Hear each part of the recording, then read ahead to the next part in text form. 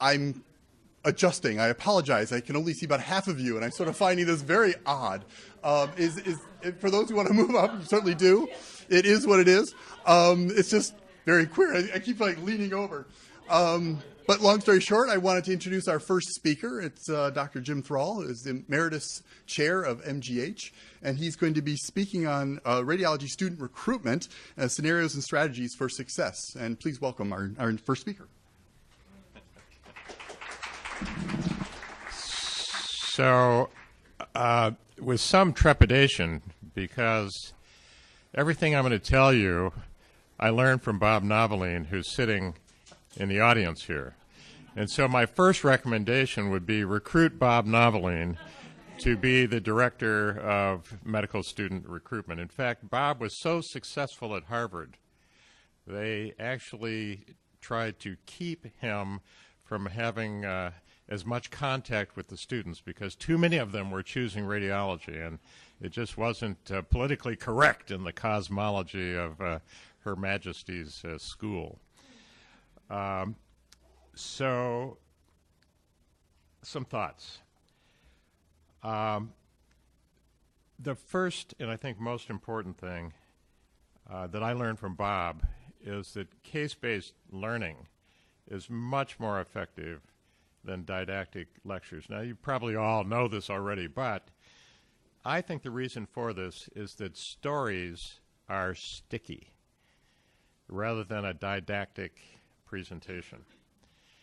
And it allows us to emphasize how imaging results and interventions affect real people. And one of the themes of my presentation is to absolutely let every student that comes through know, whether they're going to go into radiology or not, that we are doctors, we take care of patients, and we have an impact on their lives. And after all, that's the reason people went to medical school. So we're not different in that respect. We do it differently, but we're not different in that respect. So that's strategy number one. And these stories are compelling, aren't they? So this is a typical case of a patient with lymphoma. You see the PET-CT, a wonderful opportunity to teach about PET-CT, and then the follow-up examination up on top here. The scan is absolutely negative. So what is the significance of that?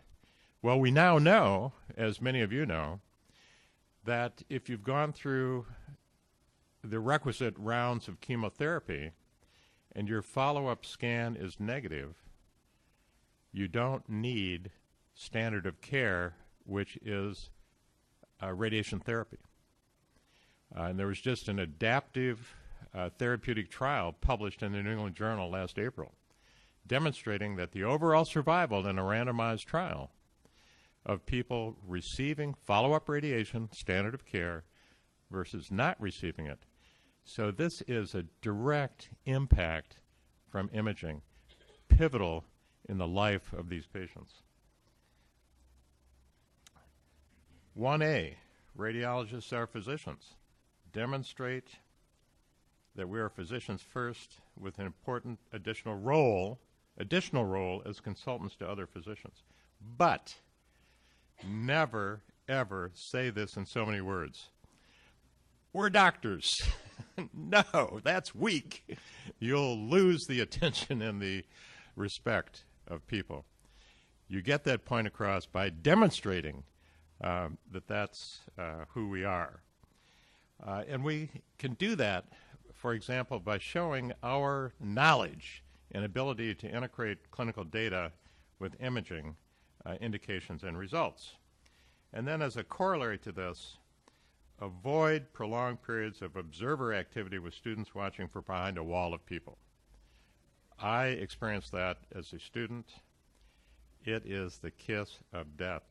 That does not feel like practicing medicine. Take a student with a resident or a student with a faculty member, but as soon as you have a faculty member and a resident or a fellow, the student is not really part of the conversation in the same way. They will be bored to death. They will not think that they're practicing medicine. So this is an example of how we integrate clinical and imaging information. No, this is not Spider-Man.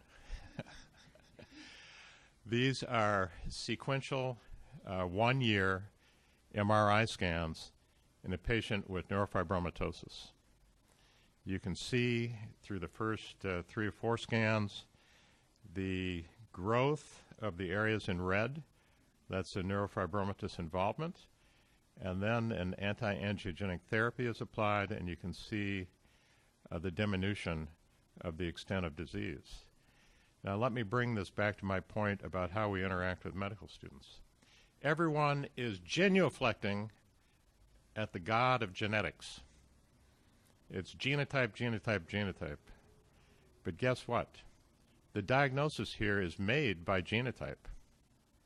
That doesn't tell you a thing about the manifestations of the disease. Not a thing. Has the disease become manifest? Where is it? How extensive is it? How bad is it? And how is it changing over time? That's what we contribute from the imaging side. We are the ultimate phenotypers, looking at the manifestations of disease and response to therapy. And so we integrate the genetic information with the phenotypic information. That, by definition, is the study of radiogenomics, the relationship between genotype and phenotype, the relationship between phenotype and genotype. And incidentally, it allows us to use those fancy words. So strategy number 2, and Bob, apologies because this is right out of your playbook. Immerse students in the tools of radiology practice. Demystify all this. Now, modern medical students have no fear of computer workstations. This was not always the case. And Bob, over the years, did a great job of bringing students into the department and immediately immersing them in all these tools, and then having them use these tools for case presentations. This is very empowering, and it actually shows the student that they can master these tools of the radiology trade. And maybe they're thinking, gee, this is kind of fun, looking at these cases, and, you know, I could do this. I would have fun doing this as a radiologist. And then, of course, if you can find cases for them to work on that have what I call aha moments. So I just picked one example, a neurologic deficit explained by the location of a stroke. So they learn from the neurologist the stroke is likely to be in such and such an area because of the deficit. We can demonstrate that on the image.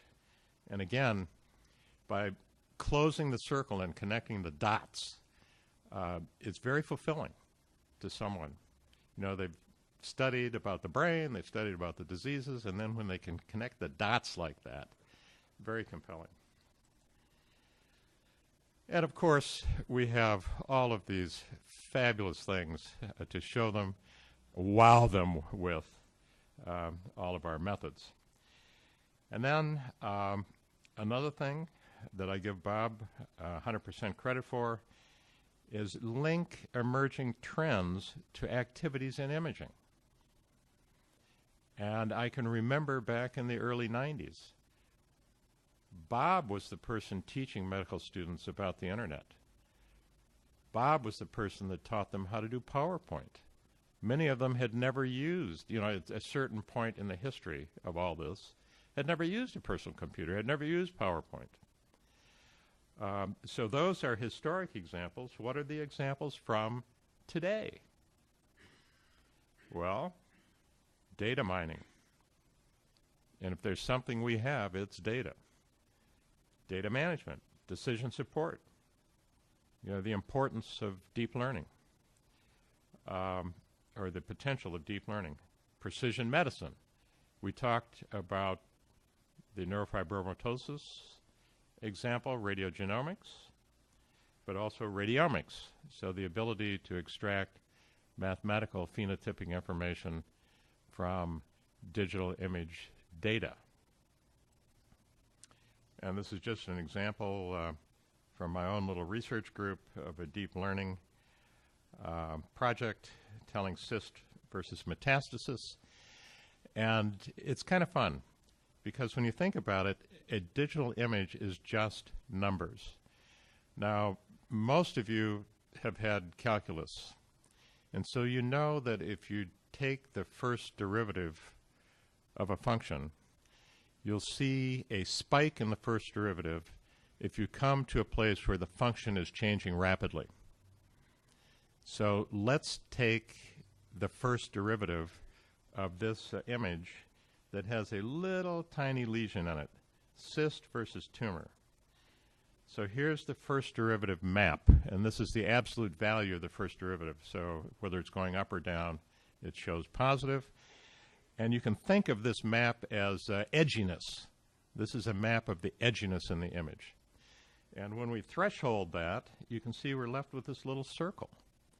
And so the mathematicians in the group have already figured out this is a cyst, because when you come to the border of a cyst, the Hounsfield unit should change in a very sharp fashion. So this is just a line function through the lesion. And then here's the first derivative, the absolute value of the first derivative. Two very high spikes.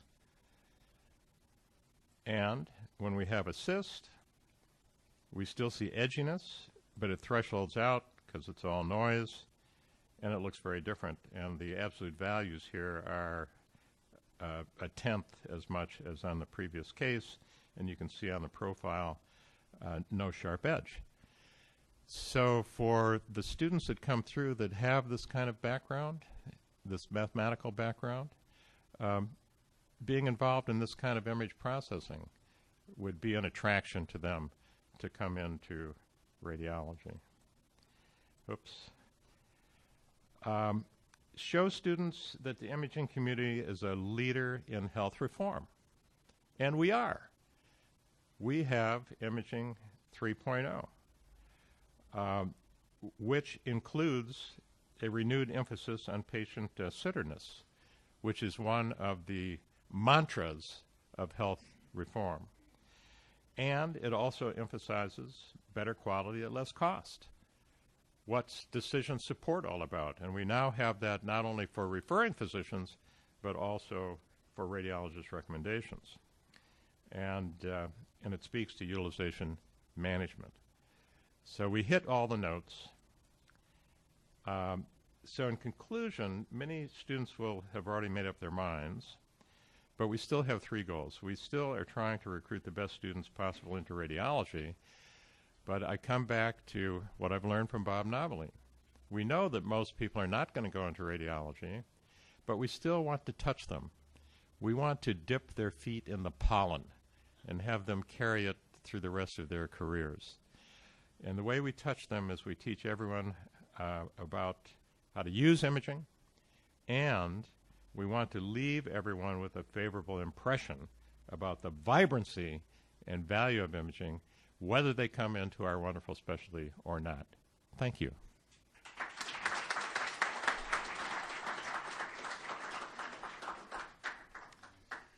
Thank you. That was absolutely a wonderful start to a great session. I'd like to move on to our next speaker, Christine Ghatan, who's an assistant professor at the University of Colorado in the section of IR, and her talk, if I can pull it up. Come on. Maybe? Sorry. Wasn't where I thought it was. It will be on what diagnostic radiology can learn from IR resident fellow student selection. So, welcome. All right, good morning, everyone.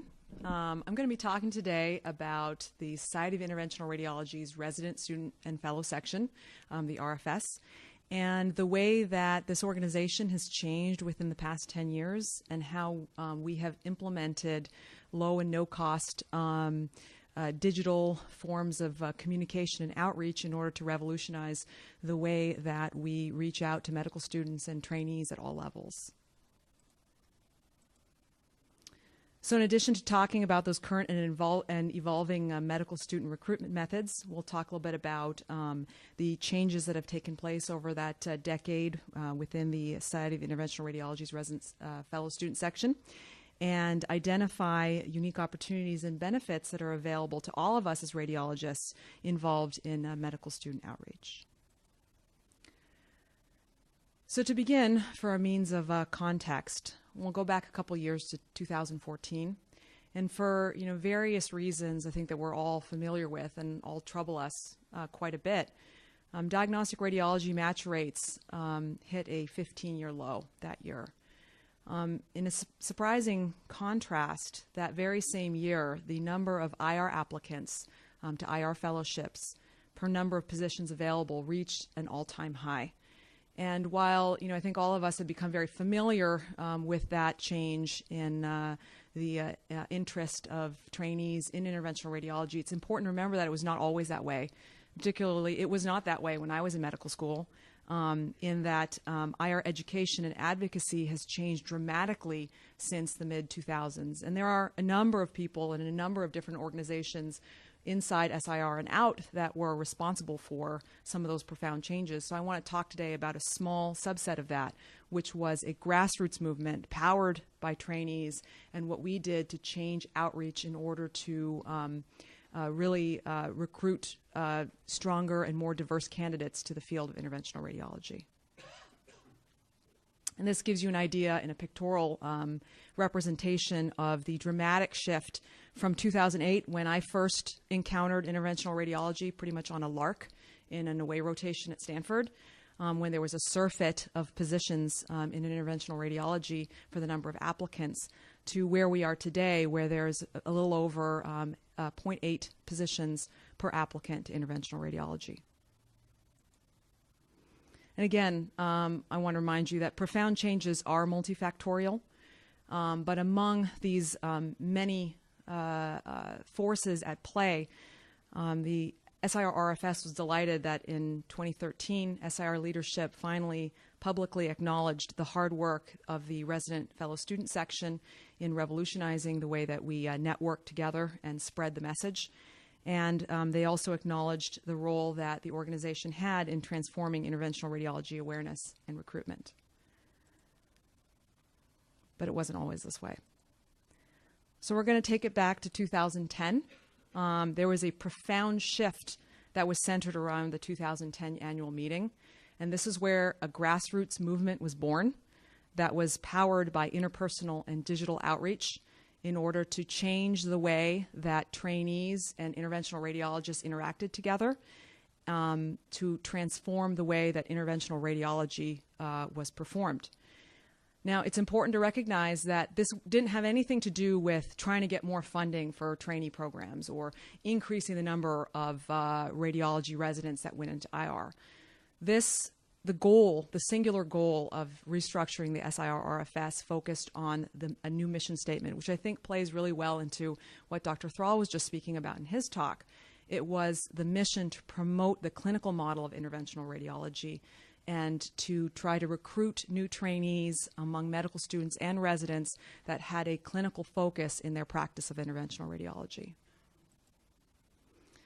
And, so a little bit more about where we begin. I'm delighted to have Dr. Vatican-Cherry here standing in the back, but it was Dr. Vatican-Cherry during his, as a junior faculty member along with Deepak Suhindra at the University of Pennsylvania, both junior faculty members at that time, along with Ken Lamb, who was a junior resident, now partner of Dr. Vatican-Cherry's out at Kaiser in Los Angeles, and along with the endorsement and support of thought leaders in graduate medical education at the Society of Interventional Radiology, there was a decision to restructure the SIR-RFS in order to promote this clinical model.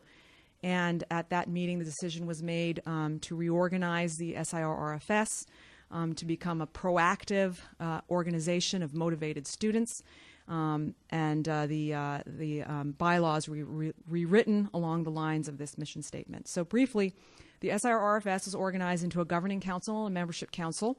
It was composed of trainees that were especially motivated and interested in supporting the clinical model of IR. And these individuals were charged with a number of different projects that aligned with this mission statement. And everyone that wasn't part of these councils fell under the general membership division.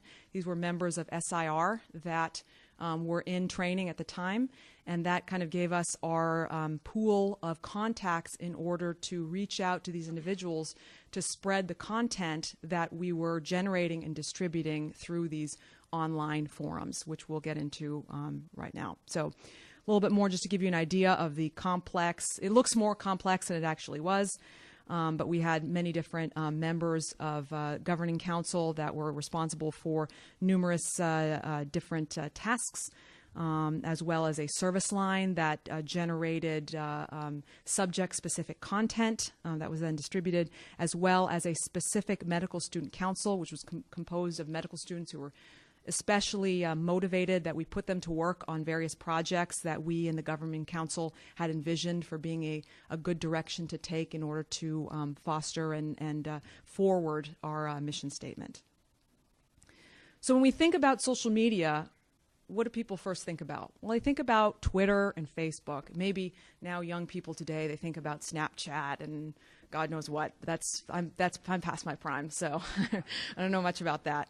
But I think it's important to note that that wasn't the first thing that we thought about. We weren't thinking about Twitter. We were actually fairly late to the Twitter game. We had a Facebook page, but it wasn't really all that active, because we thought that if we want to add value to individuals who are bright and well motivated, you have to provide them with content that's useful and interesting. So the backbone of our quote-unquote social media wasn't tweeting or posting. It was webinars. And, you know, when talking to Ken Lamb a couple weeks ago about this profound change, I came to realize that webinars are, in fact, a very strong form of social media. The way that these played out, it was on a free, these web-based hosting servers where we would invite a renowned interventional radiologist to give a live lecture to members of the resident fellow section, who would either call in or sign in on their computers to watch the lecture. And there were also chat boxes associated with these platforms where participants in the lectures could talk amongst themselves and also pose questions to the governing council moderators of these talks. These talks were recorded, and then they were then uploaded on another free resource, YouTube, and made available to everyone across the country, across the world, to learn more about the clinical model of interventional radiology. There were some other things in the early days, specifically a Wikipedia page, which I'm very proud of just as an interventional radiologist. I think it's a fantastic resource that I turn family members that don't know what IR is, I take them to the interventional radiology Wikipedia page, as well as patients and other trainees. The Wikipedia page was one of the first projects that was a smashing success that was done by the medical student members of the Medical Student Council. They did a fantastic job, and something that I think they should be proud of to this day. But I also want to mention that it wasn't all high-tech. It wasn't all online. I mean, the online is important because all of us as radiologists are spread all over the country and all over different cities. So that was helpful to distribute that content. But a lot of our early days had to do with valuing face-to-face interpersonal connections. We had people going to different meetings, handing out paper applications, saying, hey, you know, you're interested in IR, let me tell you about this organization. Come, we have all these projects that we can involve you on. Making those personal connections went a really, really long way. And so a lot of this came from word-of-mouth networking. I mean, for me, I heard about the SIR-RFS through my mentor at Stanford. That's how I met Dr. Vatican Cherry, and when I joined the Governing Council, it was through a paper application that I submitted. I had a personal phone call with Dr. Vatican Cherry, who talked to me about the mission and the goals that they were trying to accomplish. So it was really an intersection of these old school and new school methods of outreach to medical students and other trainees. So this gives you an idea of some of the webinars that were put up in the early days. And again, wasn't anything fancy. These videos were uploaded to YouTube. There's also a representative image of our Wikipedia page that is really like a fantastic resource for college students and medical students and patients. And I include this slide to give you an idea of a couple other web resources that you might consider. We turn to Dropbox and Google Docs to upload journal articles for journal clubs that we had. We use that to distribute guides that students work together to give people a blueprint how to start their own IR interest groups in many places across the country. As I mentioned, we use YouTube to upload our videos, WebEx to host our webinars, Wikipedia, and I include the old-fashioned but most famous disruptive technology of the 20th century, the telephone, and how we reached out to each other, having our meetings every month on the good old-fashioned conference calls. And so as you can see, as time went on, thanks in part to the hard work of all the members of the SIR-RFS, trainee membership in SIR has increased dramatically, and leadership of SIR noticed. And as you can see, over the years, there was a steady increase in the number of resident and fellow participants in the resident fellow section. And I do call your attention to the fact that we had a sharp spike in the rate of medical students becoming involved in SIR, thanks in part to the RFS's ability to convince SIR leadership that it might be useful to provide membership to medical students at no cost. It was a nominal cost. I think it was maybe $30 or $50. But when the leadership began to realize what medical students could offer to the trainees that were developing all this content, and they could see how interested medical students were in coming to the meeting, we were able to convince them to remove the dues, and you can see that there was a tremendous response from medical students following that change. And the important thing to remember is that not all these medical students are going to go into IR. And not all of them are even going to go into radiology, but it's important to take that captive audience for them to learn about what radiologists and interventional radiologists can offer to all clinicians as they go into whatever field they end up choosing. So again, it's important to remember that this data we recognize that this data was generated before we could get official recognition. So we, for many years, wanted to have our own domain name, like www.sirrfs.com or .org, but it took some time, and it required generating data to be able to say that, hey, this is something that we're doing, it's useful, and we can make a big difference for interventional radiology if we have a little bit of funding. And so in that interim, we turned to the plethora of low and no-cost alternatives. I'm sure there's more stuff out there, but again, it's past my prime. I'm sure there's some medical students and college students in the room or at the conference today that might be able to fill you in a little bit more about some of these options that are out there, and our numbers continue to grow. So by 2013-14, trainee participation was at an all-time high, and that's when SIR-RFS leadership was invited to the steering committee meetings to present the work that they had done. We received acknowledgement at the annual meeting, and from that came more funding for scholarships to the annual meeting, both for medical students as well as residents, as well as improved web resources. So you can see at long last, I think maybe a year or two ago, we finally got that domain that had been so elusive for so many years, and it's beautiful and has tremendous amount of content on it, both in terms of giving a context of the history as well as providing trainees with applications to the SIR-RFS as well as news and education. You can see we have a very beautiful YouTube channel with, at present when I took this screenshot, over 500 subscribers, and you can see over time how the viewership of our YouTube channel has increased, and these slides were presented to SIR leadership, and this is data that they really responded to. And you can see that there's just a smattering of some of the things that the SIR-RFS is involved with today, both paper journals as well as online forums, including a column in the IR Quarterly magazine that's put out by the SIR, as well as an RFS newsletter. And we also have the happy distinction of being the first medical society to publish cases and join the Figure 1 case sharing platform. So I want to leave you with a few key points. First of all, I think we all know this, but just don't ever underestimate the power of resourceful, motivated trainees and what they can accomplish on little resources with a lot of passion. It's helpful to have a very clear mission in mind. For us, it was to forward that clinical model of IR, and it helps unify the content that you're delivering as well as the ways in which you deliver it. You want to invest in activities, both with money and time, in activities that add value, like webinars, to utilize traditional as well as digital low and no-cost resources to reach your audience, and above all else, to prioritize personal connections. Because for me, being part of the SIR-RFS was more than just webinars and content and meetings. It was about making friends, making relationships, meeting people that I look forward to seeing every year, and having that larger network spread across the country where you can support each other and help promote people to stay in a field in times when there's a lot of uncertainty and a lot of competing interests. Having these personal relationships have made a tremendous difference in my career, as well as that of the other members of our organization. So with that, I want to thank Caitlin Couture, Ken Lamb, Dave Tabriz, as well as Dr. Vatican Cherry for their assistance in preparing the figures for this paper and the motivation to keep going and to present these ideas to all of you here today.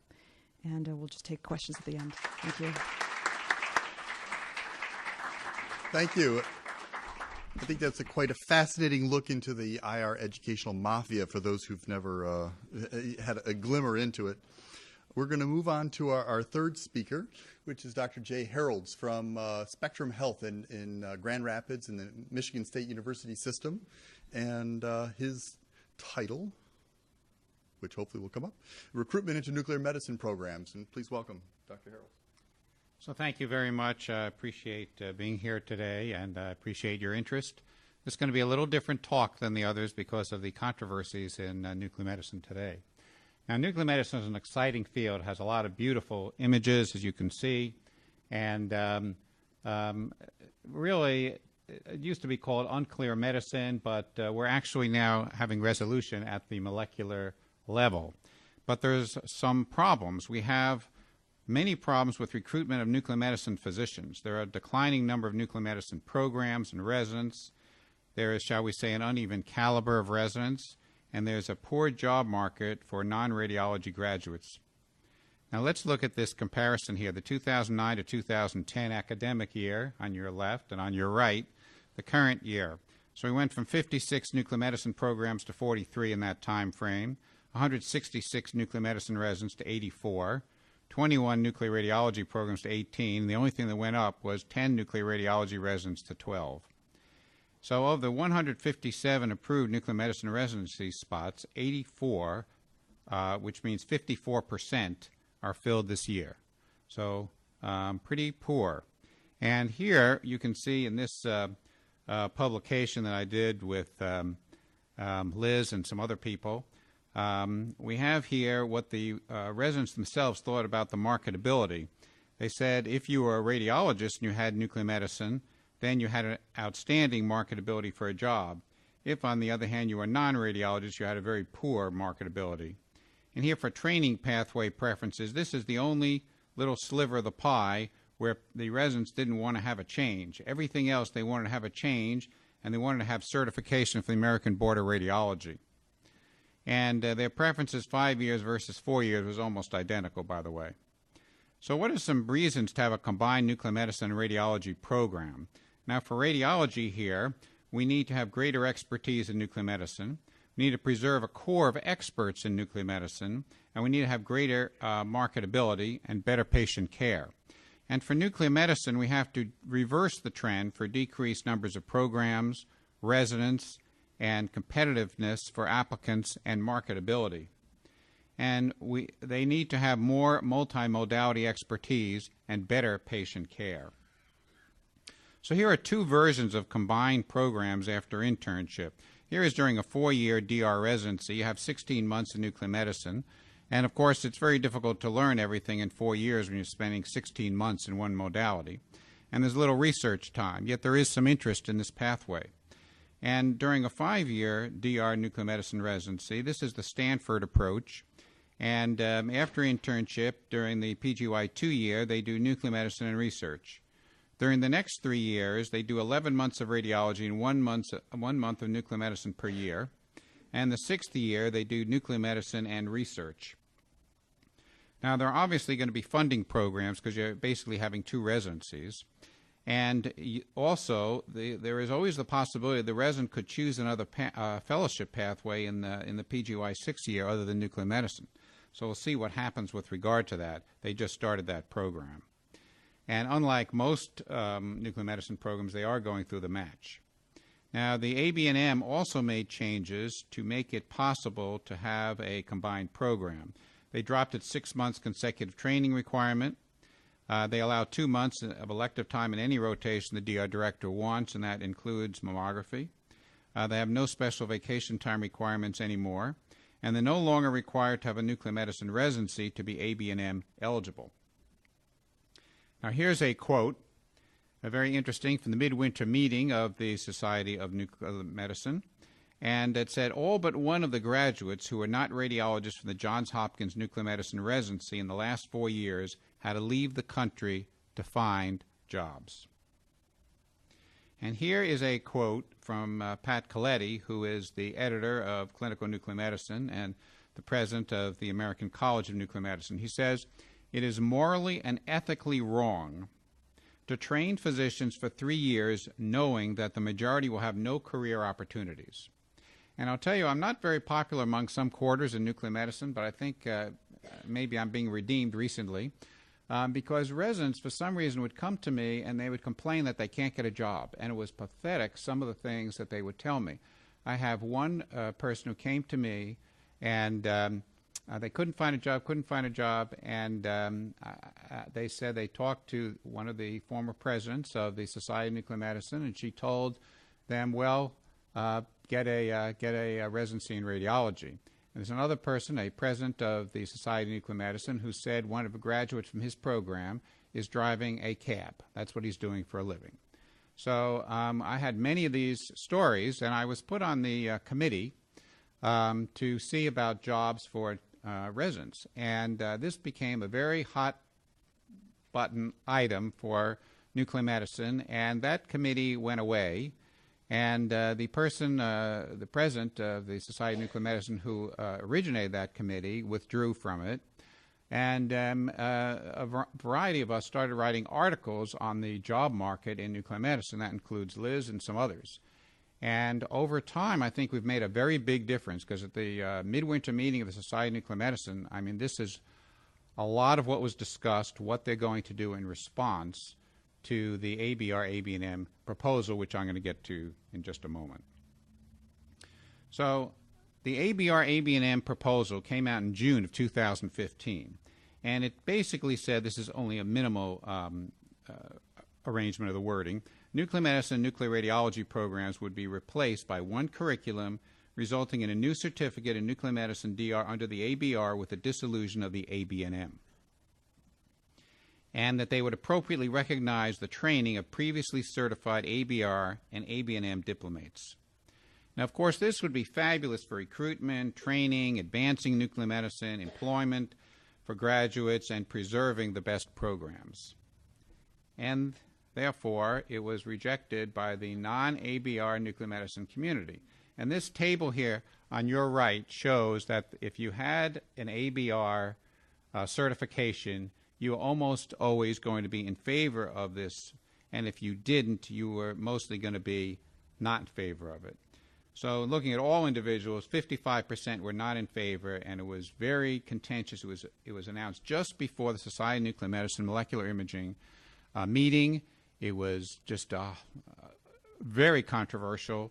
It was finally rejected. I had actually thought that I would be talking mainly about how this was accepted by the nuclear medicine community and how wonderful it would be and so on, and that was not to be the case.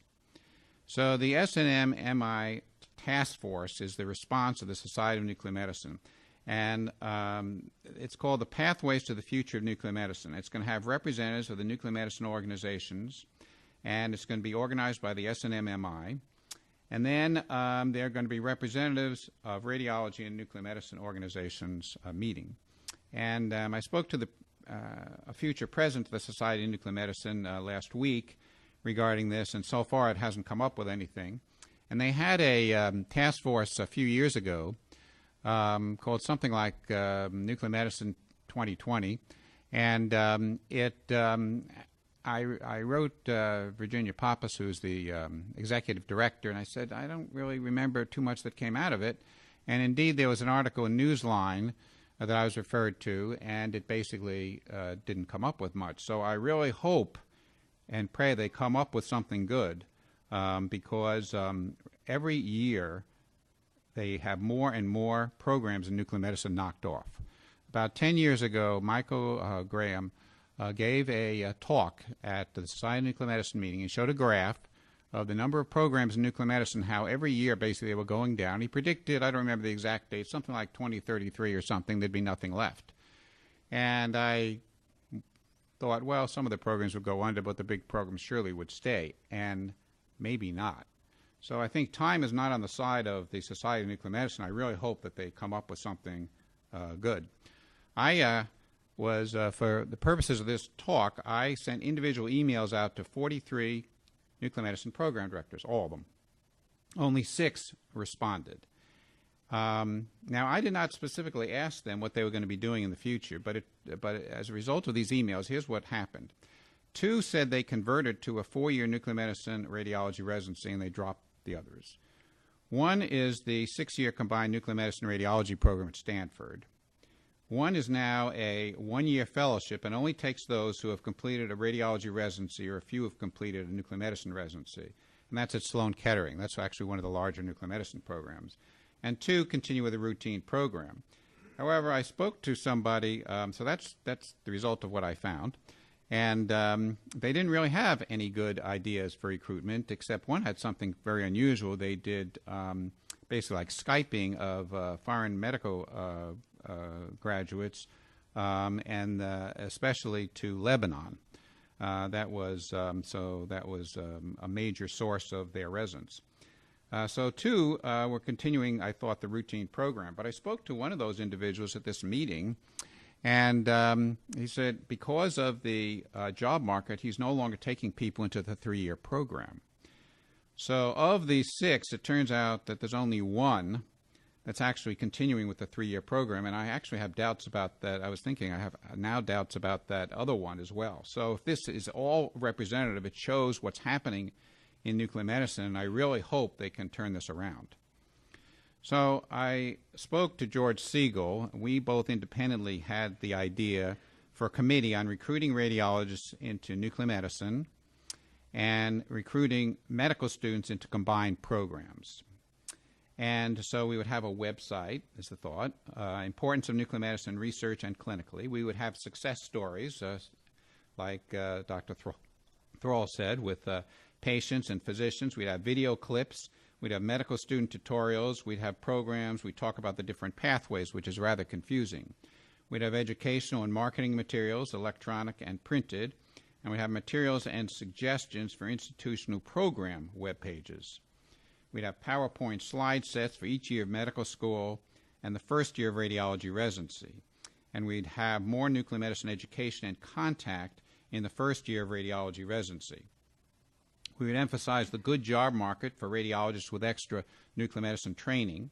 And we would emphasize also the new tracers, and there are many that are going to be coming out, mean greater clinical volume and greater research. And, of course, that there's going to be quite a bit of imaging at the molecular level. Webinars would also be part of this. There are already webinars from the American College of Nuclear Medicine. In fact, I'm giving one later this year for that organization. There are journal clubs also available currently through the American College of Nuclear Medicine. There's support for interest groups, and there'd be a newsletter or email blast to program directors. So that was the thought that I had, and hopefully that will move forward. Hopefully it'd be supported by the Society of Nuclear Medicine. Another thought, by the way, is that we could have some fellowships with some nuclear medicine. In fact, we have somebody who took a fellowship here on the West Coast in oncology who came to our group who has 2 months extra of nuclear medicine. Could also be incorporated into body imaging programs or molecular imaging programs. So in short, nuclear medicine and those trained in nuclear medicine have a bright future if they're trained in radiology as well.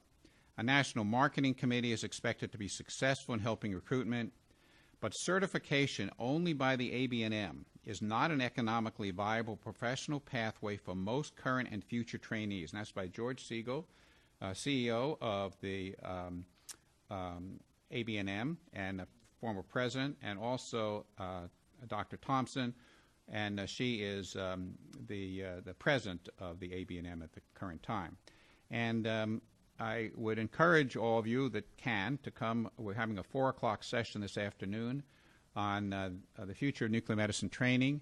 A lot of all-star people going to be there, and sort of like its own little task force. I encourage you to come, and I think it'll be, I hope, uplifting and helpful. So thank you for your attention.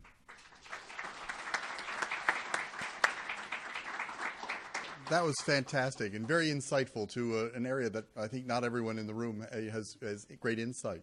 Thank you. We'd like to move on to our next speaker, which is Lori Deitte, from a professor from Vanderbilt. She recently moved from Florida. I keep making that mistake. And I'd like to welcome to the podium to present her talk on recruitment and what works and what doesn't. Thank you. And hopefully I'll have more about what works. Okay, so I joined Vanderbilt approximately a year ago, and I have no disclosures.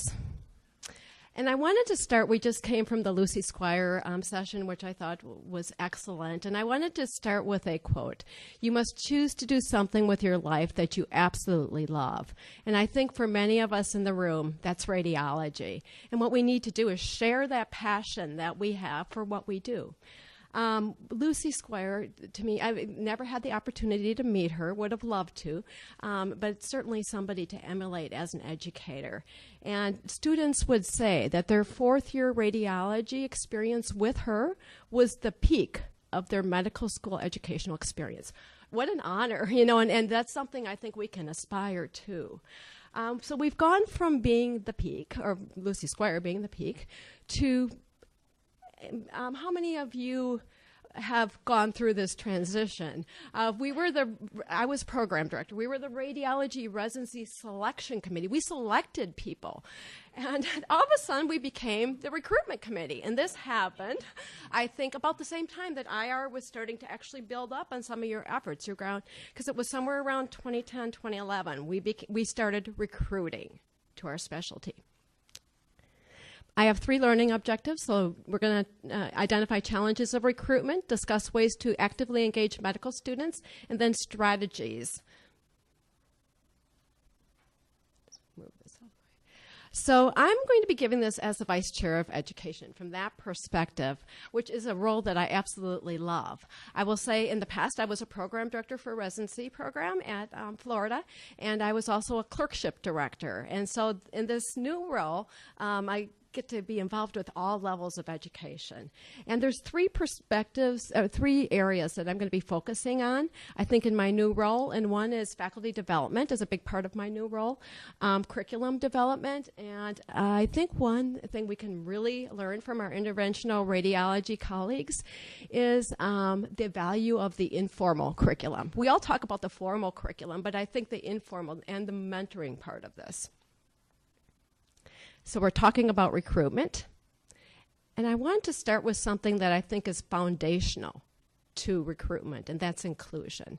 It's part of the theme of this meeting, and I want to share with you some of the things that we're doing at Vanderbilt and also at other institutions for this. So this I can't take credit for because it actually started before I came to Vanderbilt, but we started a women, and Lucy Spluto and Stephanie Spotswood started this, and our chair is very supportive of this, a Women in Radiology, a faculty development program. It's been a lot of fun. We meet once a month. It actually has a whole curriculum, and Lucy was able to get some funding for it. We have a pre-survey, and then we'll have a speaker come in and give a session, and there's food involved, which is always nice. And then we have a post-survey. And Lucy, one thing that Lucy also did is she put together this collage I look like a radiologist, and it's our female faculty, and just kind of a fun thing to do. This program, I think, has been good in so many ways, and part of it is the informal mentorship, the peer-to-peer mentorship that goes on with this type of a program. Our ultimate goal will be tracking promotion in female faculty. We also had a faculty and resident development seminar, Blindspots and Unconscious Bias. No, not me. And we have heard a lot about unconscious bias at this meeting. And I think one of the first, the goal of our seminar was to increase awareness, and for us each to look at ourselves and say, okay, maybe I think I don't have biases, but I do. And then to address, how can we address these biases? It was interesting because a couple of the talks so far this week, we talk about recruitment and interviewing and how we can definitely have unconscious biases. We like to relate to people when we find common ground with the people that we're interviewing.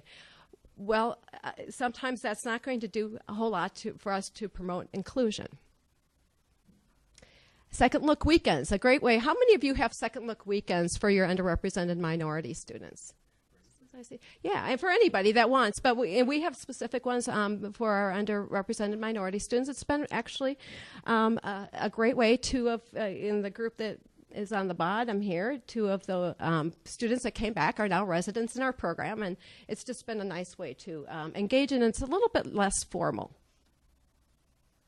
And this is from the University of Washington. I wanted to just share, I talked to Angelisa about this program.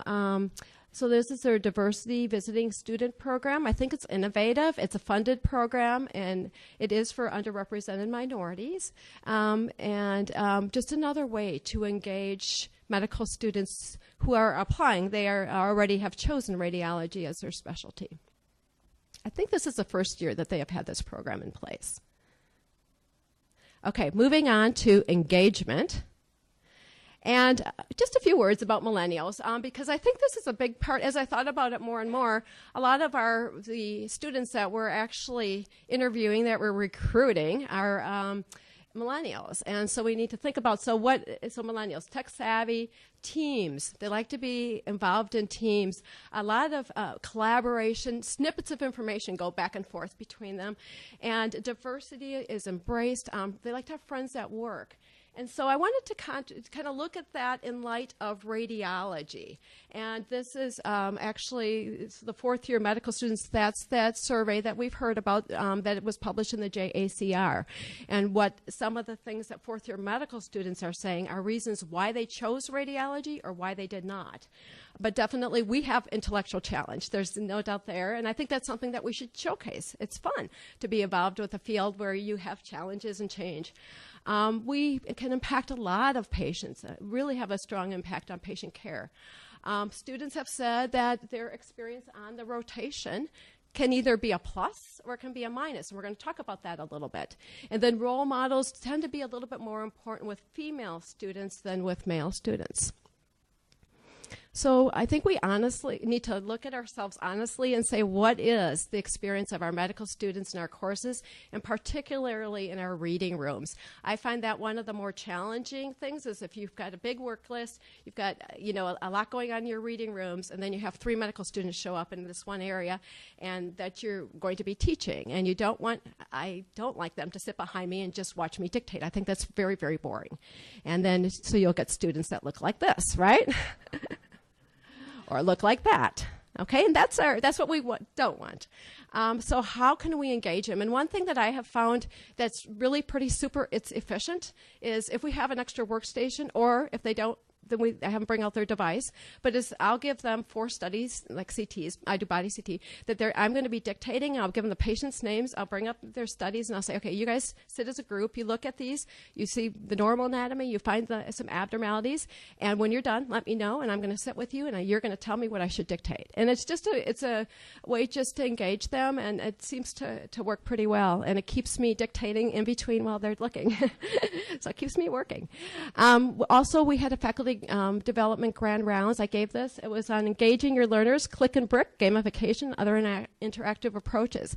And this is part of faculty development. You know, we're trying to make everything more interactive and hopefully go from this to this. Now I want to move on to the formal curriculum for our medical students. How many of your medical schools have undergone a curriculum overhaul in the last 5 years? Lots. And so have we. Our curriculum, this is really transformative at Vanderbilt. So we now have a first year that's a foundation, second year is clerkships, and third and fourth years are these things called immersion courses. One of the immersion courses is medical imaging and anatomy. This is given by Lillian Nanny, who's from the Department of Surgery, and Carrie Buckingham from the Department of Radiology. It kind of takes the best of everything that you can imagine in anatomy and radiology and puts it into one course. So it has, it does have ultrasound workshops, hands-on, and I get to, this is me, I get to help do that. It has, we do spend time, the students spend time in the reading rooms. And it also, though, has some gross lab experience, the anatomy lab. They go into the lab and get some more anatomy, radiation basics, contrast use, ACR appropriateness. So it's one of these, it truly is an immersion experience, and it's been very popular. This is the first year it was offered, 4 offerings, 10 students we can only take at a time, and 80 students wanted it, and so we can only take 40. So, and it's a lot of fun to be involved with. Okay, moving on now to kind of the big 3, mentoring, empowerment, and collaboration. This is a new program, and this is really about collaboration that we are starting at Vanderbilt. It's called the Medical Innovators Development Program, collaborative between the colleges of engineering, business, and medicine. And it's the goal is to have PhD students that are now getting PhDs, engineering, applied science, that want to become physicians, and to help them sort of bridge this gap, and so that ultimately they will be physician scientists. These students come in, this is going to be the first year that we're going to be doing it, so I don't have any information on how it's going so far, because this is a new program. But they're going to be going through the regular medical student curriculum, but it's going to have some additional courses that are going, you know, on innovation. They're going to be paired up with industry, and it just has a whole new part to it. They meet once a month also, and they're going to have mentors. Moving on then to the informal curriculum. How many of you have had some sort of hands-on ultrasound with your medical students, maybe line placement or something? Is that something? Yeah, so that's pretty common. And this is, we it was our medical students actually that put this together. We had a workshop, and so from the radiology interest group, and we thought we had room, this is for line placement ultrasound, and we thought we had room for about 20 students, but 30 students showed up, so we took all 30. And it was really positively received. This is from the University of Michigan. Kate Klein gave a great talk last year. Some of you may have seen it on reviving the radiology interest group. And so thanks to Kate, I just wanted to include this. You know, I think you get a really passionate faculty member involved with our medical students, and they did all kinds of, these are some of the pictures of some of the things they're doing that are not formal curriculum. This is from the University of Wisconsin, and the 2 medical student leaders of their radiology interest group put together this symposium. And it is an IR symposium. It was day long, very well attended, and they reached out not only to medical students, but also to undergraduate students in engineering. And I think that kind of begs the question of, when does recruitment start? Can it start before there are even medical students? I think the answer is yes, and that's, you're seeing some of that here, some of the moves in that direction, and also research. So this is Rick Abramson from Vanderbilt. He had an undergraduate approach him that was interested in research, and they've been working together now for a couple years, and these are all the awards that this student has received already, and he's interested in radiology. So if we build it, will they come? I think interventional radiology, great example for, sort of nationally. I think what we haven't, one thing we could do in diagnostic radiology is a little bit more of a national approach. I think a lot of us are putting a lot of energy into different areas, and it would be very powerful if we could somehow all get together and collaborate on this. We definitely need a team, and I'm showing members from Vanderbilt. I think it's important, this is our chair, our program director, it's important to have leadership involved and very supportive of this. And then our faculty, and I think faculty at all levels, ones that are very experienced, I'm not going to say old, but experienced, and also some that are fresh out of fellowship training. And all residents as well. Our residents are a great resource for our medical students as far as teaching and just sharing their experiences. And then our medical students as well. And this is one of our medical students that helped put together the workshop.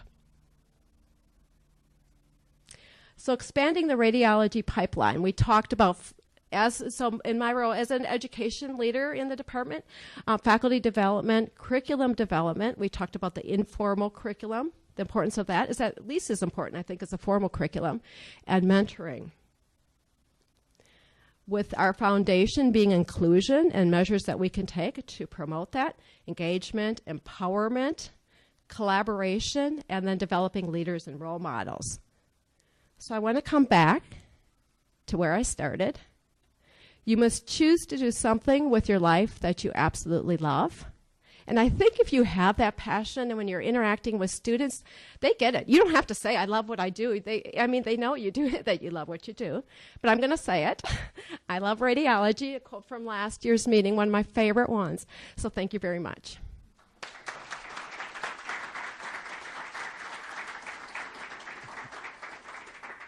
It reminds me of Sally Field at the Oscars years ago. Yeah. I like that. We're moved from the south. We're going to head north back to Boston. I'd like to welcome to the podium Dr. Jim Brink, who's our current chair of MGH. And for our last talk, entitled A Chairman's Perspective. There you go. Good morning, and thank you for the opportunity to speak to you about this. I must say I'm not a marketer, but I immediately turned to our terrific marketing team within our department for some input on this topic. Suffice it to say that there are many opportunities for engaging medical students, and they range from in-person electives and mentorship opportunities to web-based exposure through social media, and then in-person exposure events, job fairs or the symposia such as you just heard. And suffice it to say that I firmly believe that the first one is the most important. The in-person elective and mentorship opportunity is our ability to really connect with the students. A paper that's going to be published or is published online and will soon appear in print from the Human Resources Commission at the American College of Radiology, led by Elizabeth Arleo and many others on the commission, surveyed fourth-year medical students regarding the choice of diagnostic radiology as a specialty.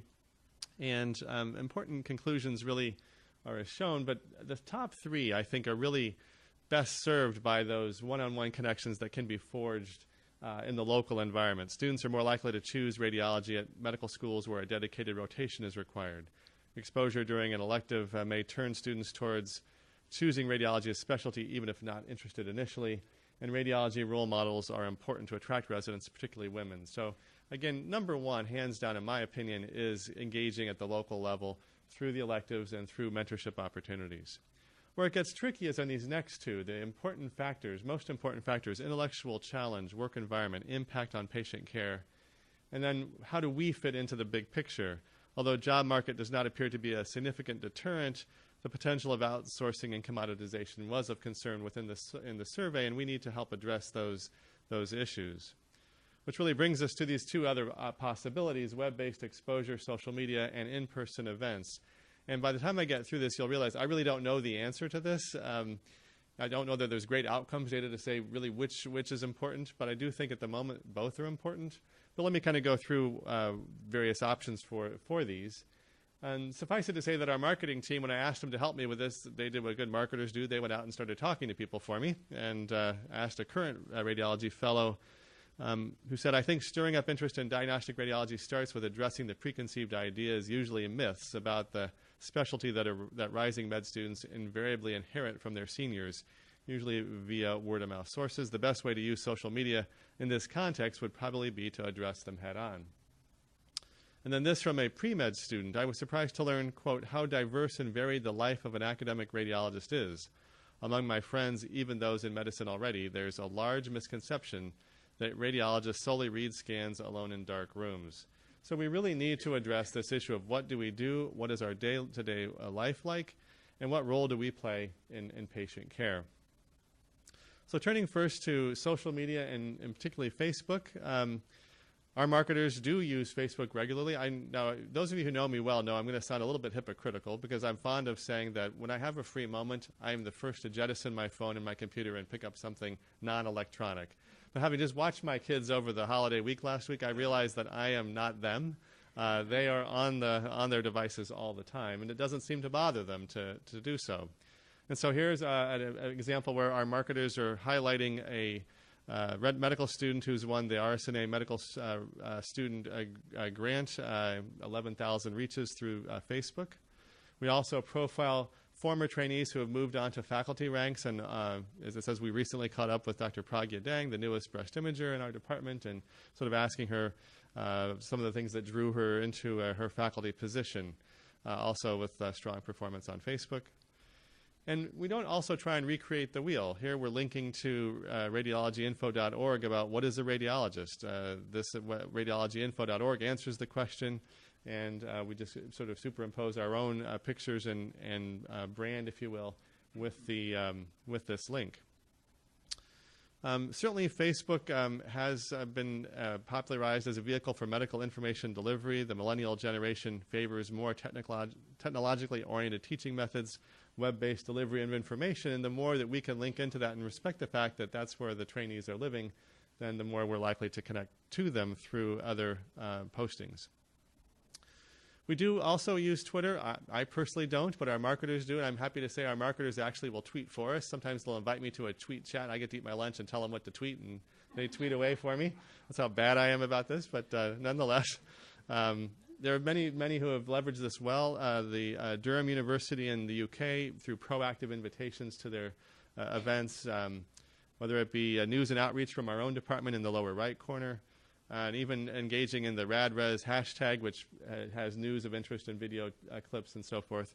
Or finally, even Aunt Minnie just posting interesting cases and trying to draw them in through gamification. We've used Twitter to advertise our in-person events. This is our IR symposium from last year, our second annual one, and all the tweets going out to draw students to our event. Which brings me to the next topic, which is really all about in-person exposure. And let me just pause there a moment and sort of offer kind of my personal perspective about this. And it comes from having a daughter-in-law who's a second-year med student at an unnamed medical school to protect the innocent. So when she was in her first year, I kept asking her and my son, hoping that maybe the seeds of radiology would germinate within her. I kept asking, gee, how's it going? And are you being invited to any other events throughout the school? Oh, yes, pediatrics they contacted us before we even began. We went to their dinner. It was terrific. And then the next week it's surgery. The next week it's medicine. My son's loving this. He's not in medicine, but all the free food and the whole thing. So finally, by November, did radiology ever reach out to you? And she said, no. It's like, darn, what a shame. And it got me thinking we really need to try and build more opportunities. And wouldn't it be great if at some point in the near future, we have Radiology Expo Week, where all of our programs at the same time or roughly the same time say, this is Radiology Expo Week, where we're going to host locally events for all of our students like the ones I'm about to highlight. So our IR symposium last year, I think, was a great model, and this has already been highlighted. Thank you by Dr. Ghatan on a national level. But we had over 100 in-person attendees, an additional 70 students participating online via Periscope, a mix of didactic and hands-on sessions, several residents and fellows also on the planning team, but heavy marketing through Facebook, Twitter, med school newsletters, Aunt Minnie, SIR, and so forth. And it was a big success. This is our second year, whether it's engaging faculty like Greg Walker and just talking about IR, having outdoor didactic sessions in a tent that was already we didn't set that up for this. It's there all the time in the spring and summer. Virtual reality exercise just for fun, but also engaging in phantom-based procedures. Terrific event, particularly the hands-on exposure and an opportunity to interact with our existing trainees. You see some of our residents and fellows working with the students coming by the stations. Also an opportunity to catheterize great vessels on a phantom. But perhaps more importantly, this is a current fellow who's really speaking about myths about radiology in general, and really speaking at their level about what he views as the truths and the myths of maybe what they might be hearing before they get to our specialty. Let me shift gears now and talk about something that's been going on for quite some time at a national level. And that is at the AMA meeting, you may or may not realize that a medical specialty showcase has been going on for quite some time. It takes place on Saturday during the annual meeting of the AMA with over 300 students participating. There's tables from all sorts of specialties, at least 50 specialty societies are represented. And for quite some time, the ACR staff would attend to this for us. And I must say the leadership at our organization and others wouldn't take it quite as seriously as we have in recent years because of the downturn in interest in our specialty. And so now we have all sorts of leadership present at the table, engaging students, talking to them about the specialty, and I found that to be quite useful, not only to interact with our leadership, but also to have some tools to play with. In this case, we've been using an iPad to demonstrate some clinical decision support games, if you will, to sort of encourage them to at least understand how radiology fits in the broader food chain of medicine. And by the way, if you want to do that kind of thing at home in your own events, those tools are available for free through RScan, which you can go to the rscan.org website and learn how to access them or stop by the ACR booth if you're interested. Recently, the AMA expanded this beyond simply this event to include a clinical skills workshop. And the first one was held last June at the AMA meeting, repeated in November at the interim meeting. And then I'll show you the third one that just happened a couple weeks ago. But basically, this is where the specialties are allowed to actually set up workshops. Surgery set up their suturing station. Anesthesia set up their airway management station. The orthopods had casting stations, so you found a lot of medical students walking around with casts on their arms after they casted each other. And radiology was not to be deterred. We set up a really great, if I may say, station with much of the same kind of things that you've seen, not just in IR, but also involving workstations that showed interesting cases in big image format so many people could see, aortic dissection, appendicitis, and so forth, and just going through cases with them that was particularly interesting to them. Here's Jackie Bello showing how to catheterize the great vessels through the phantom. Others doing ultrasound scanning in phantoms and also needle placement within ultrasound phantoms. More phantom work here. It was a very popular event. But perhaps most interesting was the one that we just had a couple of weeks ago. This was in Washington. Now, this is a standalone meeting of the medical student section of the AMA. Their advocacy conference where, again, a clinical skills workshop took place. And I think we're honing in on some basic themes here, a mixture of some procedural-based activities as well as workstation-based activities, I think is a nice mixture. Many local radiologists volunteered their time to come help the ACR staff with this. Here's Dr. Jennifer Nathan just sitting at the workstation that we set up, going over interesting cases with medical students. I personally have done this, and it's actually I found them more interested than I thought they would be and really engaged in the process. Here's, again, a phantom scanning.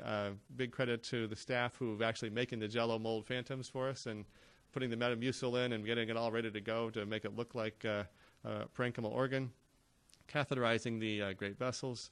And this is a new thing that this individual, Dr. Chu, came up with, which is a big punch bowl swirling water in it just to demonstrate the principles of color flow Doppler. And apparently that was quite a hit, just to let the students play, swirl the water themselves with the ultrasound probe and see what happens as they do so. Students came all across the country for this, so when speaking about what we can do at a national level, certainly this had a broad national reach from lots of different programs and places. And it was really a very popular event, as you can see. More of the color flow phantom. It looks like a rubber ducky he's holding there. I'm not even sure. Maybe that is what, what he's got in his hand. I do want to highlight one key element, though, and that is that another expo is planned for just following this meeting. So AMSR and ACER have planned a expo on Saturday at UCSD. Many thanks to the USD folks, particularly Alex Norbash, for helping coordinate this for us. It will have some of these themes that we've focused on, the lectures, testimonials, Mythbusters. I like this. We're really speaking at their level and dispelling misconceptions about what we do, hands-on experiences, games, and so forth. It's being supported by the AUR Foundation and the ACR. And I really think the most important thing is these are, I think, models for local venues where we can replicate these. And wouldn't it be great if after we get our hands around what the right formula is here, if we couldn't have National Radiology Expo Week sometime in the fall when those students are just hitting the doors of the medical schools. Thank you very much for your attention.